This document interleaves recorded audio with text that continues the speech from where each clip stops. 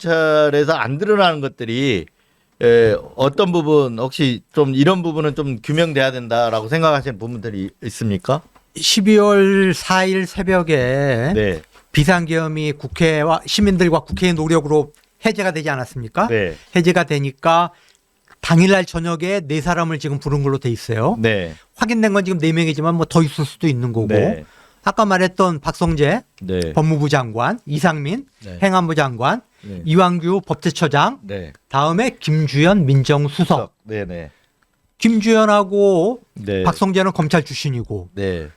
이상민은 판사 출신이고 이완규도 판사 출신이고 검사 출신. 검사 출신이고 네. 이렇게 검사 출신 3명과 판사 출신 1명 그 4사람을 이 비상계엄이 실패한 당일날 저녁에 네. 안가로 불렀단 말이죠. 그 자리에 윤석열이 있었을 가능성도 있는 거 아니에요? 그렇죠. 네. 그건 그렇죠. 아직 그 그렇죠. 4명이 갔다는 것만 네. 드러났지 네. 정확한 더 있었을 수도 있지 않냐 이런 생각은 들거든요. 그렇죠. 그렇기 때문에 아까 그 이성윤 의원께서도 말씀하셨지만은 검찰의 역할 아니 김주현 민정수석 대검 차장 출신이거든요. 네.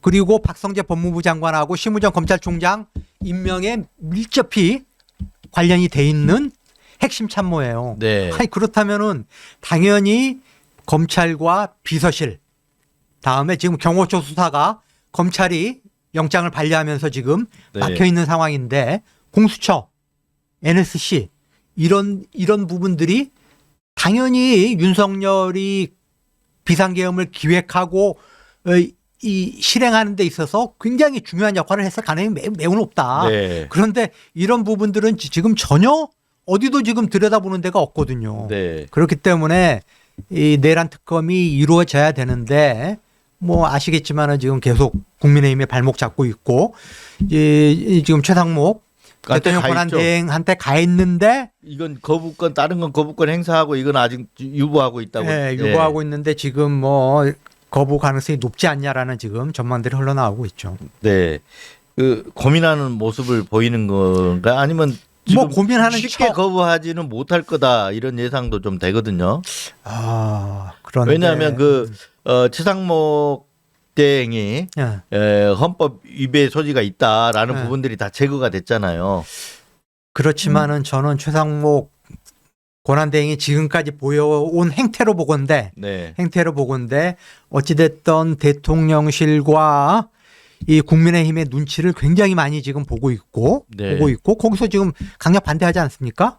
보고 있고 자기가 국가 비상입법기구 그 쪽지를 윤석열한테 전달받은 당사자지 않습니까? 그런데 그거를 좀 어물쩍하게 또 넘어가려고 했던 정과가 있고 모종의 지금 핵심적인 역할을 했을 가능성이 있거든요. 최상목도. 그러면은 특검이 본격화되면은 자기도 거기 불려가가지고 조사를 받고 사법 체례가 될 수도 있는 운명이기 때문에 저 개인적으로는 명분이 있든 없든 그거 무시하고 좀 고민하는 척하다가 거부권 행사할 가능성이 높다. 저는 그렇게 예상을 해봅니다. 근데 이게 최상목이 거부권을 행사한다 하더라도 이게 새 정권이 되거나 뭐 하여튼 되면 그냥 넘어갈 일은 아니거든요. 그렇죠. 그걸 그냥 넘겨서는 안 되죠. 넘어갈 일이 아니기 때문에 언젠가는 수사가 그렇죠. 이번에 거부권 행사하면 또 제6일 들어갈 거고 그리고 그것도 또 안 되면 또 특검법 또 낼 거고 계속 이렇게 가고 나서 정권이 바뀌더라도 저는 된다고 보거든요. 근데 최상목 입장에서는 정권이 바뀐다. 국민의힘 정권으로 바뀐다. 그러면 난 산다. 이렇게 생각할 수도 있죠. 그렇죠. 그리고 자기가 이렇게 계속 돕고 윤석열이 저렇게 버티면서 극우층 규합해가지고 저항하고 여론조사에 보수층 결집해가지고 왜곡됐다고는 뭐 하지만은 왜곡된 부분이 있다고 하지만 어쨌든 그렇게 높은 지지율 계속 하면서 본인이 욕심도 있을 수 있잖아요. 국민의힘 후보로. 아니 그러니까 지금 이 최상목은 뭐 저는 그럴 가능성은 극히 희박하다고 생각하지만은 일말에 정권 재창출, 국민의힘의 어떤 정권 재창출 그거를 꿈꾸고 있을 수도 있다.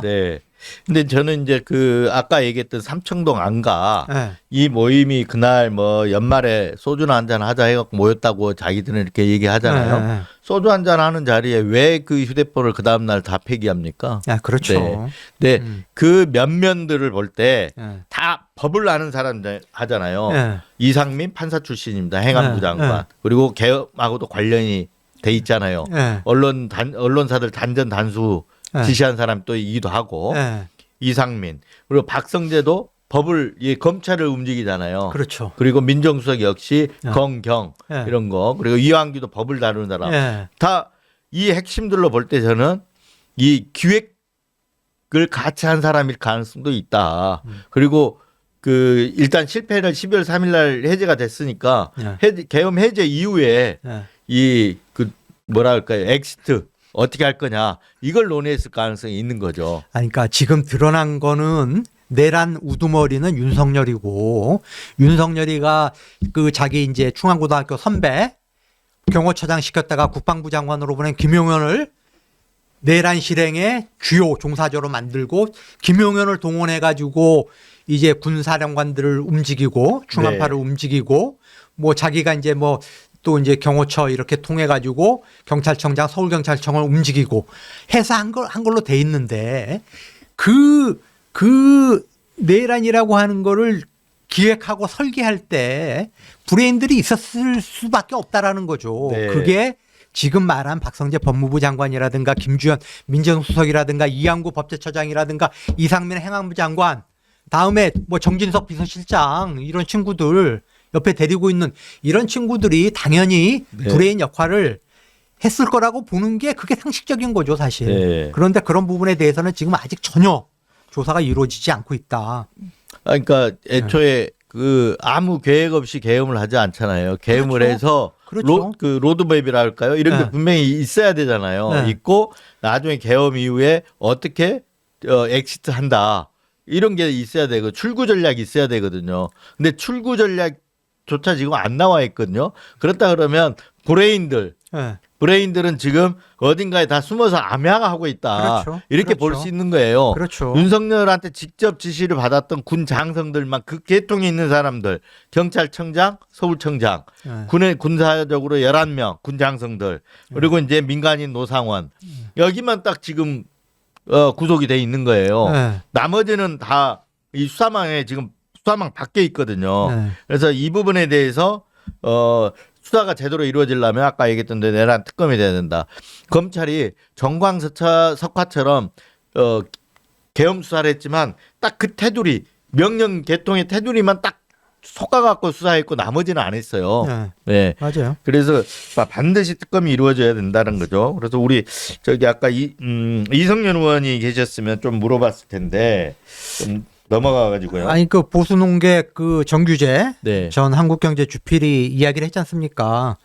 그 윤석열은 알코올성 치매가 의심된다. 네. 뇌 전두엽이 네. 판단력을 관장하는 뇌 전두엽이 망가졌을 가능성이 크다라고 네. 이제 보수농객인 정규재 씨도 이야기했듯이 제가 보기에 윤석열 머리로 자기 혼자서 이 비상계엄을 기획하고 네. 설계도를 짤 역량이 안 돼요. 네. 틀림없이 그 이상민이라든가 네. 박성재라든가 김주현이라든가 이런 친구들이 옆에서 네. 도와줬을 가능성이 저는 매우 농후하다. 네. 그렇게 봅니다. 네.